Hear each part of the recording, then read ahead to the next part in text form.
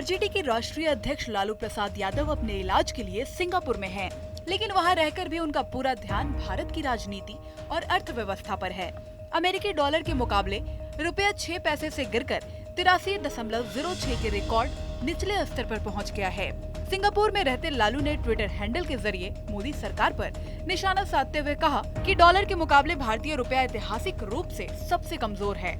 Dollar के मुकाबले रुपया बुरी तरह टूटकर पहली बार पहुंचा 83 के पार। रातों रात नोटबंदी कर देश और देश की अर्थव्यवस्था को बर्बाद करने वाले गिरते रुपए पर मुंह नहीं खोल रहे। गरीबी, बेरोजगारी और महंगाई पर तो वो कभी बोलते ही नहीं।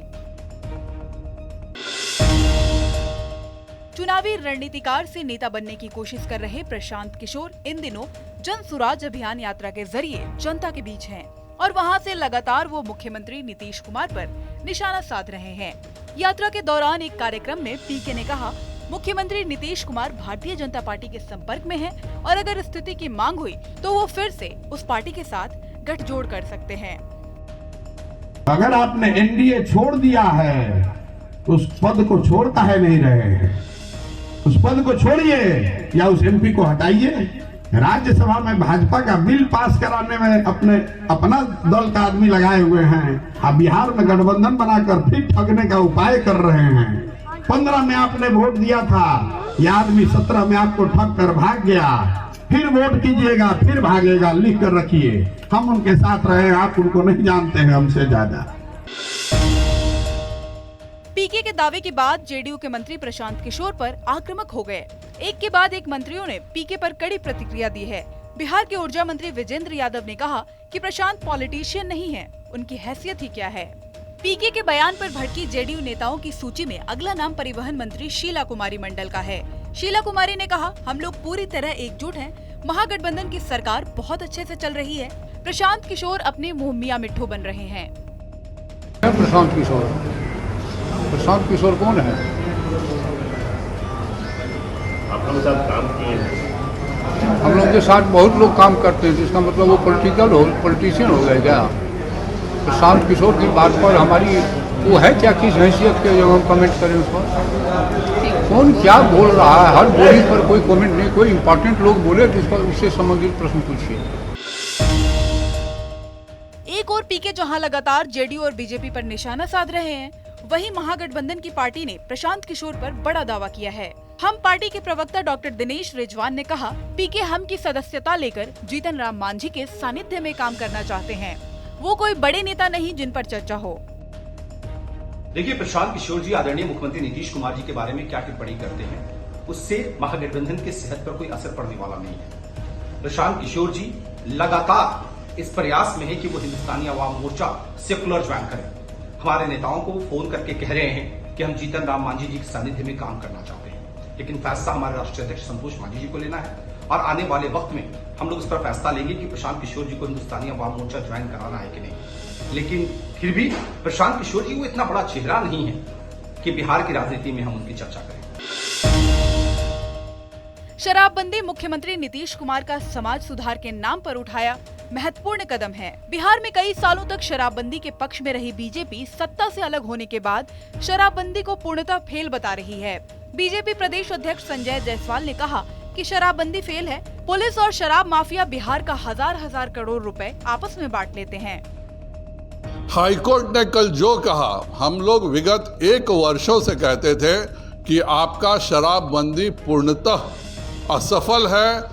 जितने भी राजद के नेता हैं वही सबसे बड़े शराब माफिया हैं, बालू माफिया हैं। आप शराब माफिया और पुलिस मिल करके 1000 करोड़ रुपए से बिहार का पैसा आपस में बांट लिया जाता है और पूरे बिहार को नशे में ढकेला जा रहा है।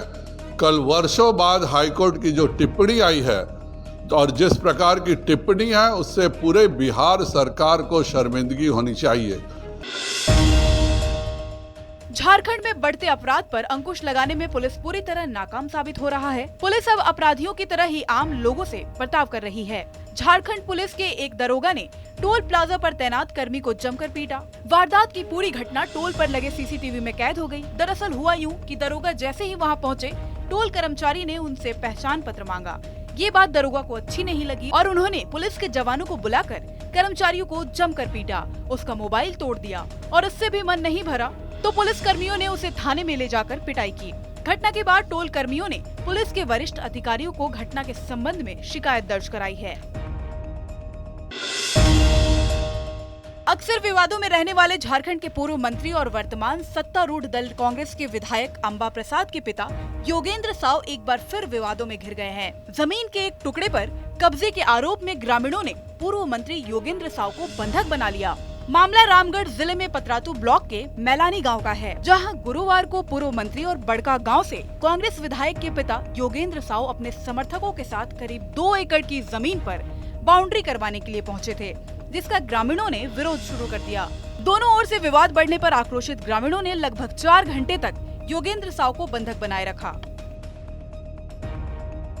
विवाद में है कि हमारा जमीन हम इसको जो है सो कम से कम 20 वर्षों से करते आ रहे हैं और इस पर एकाएक जो है सो हमारे स्थानीय विधायक और पंकज कुमार और सुमित के माध्यम से और यहाँ के स्थानीय ये विधायक के माध्यम से हमारा ज़मीन पर बाय जबरन बाउंड्री देने का काम किया जा रहा है। जब इसको हम लोग बराबर लगातार इसको माना करते जा रहे हैं, इसके बावजूद भी मान नहीं रहे हैं।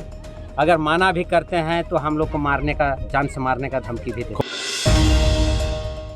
बिहार सरकार ने निकाय चुनाव कराने के लिए ईबीसी आयोग का गठन किया है। इससे पहले पटना हाईकोर्ट ने अति पिछड़ा आरक्षित सीटों पर चुनाव कराने से रोक लगा दिया था और सरकार को सुप्रीम कोर्ट के आदेश का पालन करने के लिए कहा था। बिहार सरकार ने इस आयोग का अध्यक्ष डॉक्टर नवीन कुमार आर्य को बनाया है, जबकि अरविंद निषाद, ज्ञानचंद पटेल और तारकेश्वर ठाकुर को इस आयोग का सदस्य बनाया है। कोर्ट ने स्पष्ट रूप से कहा कि ईबीसी आयोग का रिपोर्ट आने के बाद ही बिहार में नगर निकाय का चुनाव कराया जा सकेगा।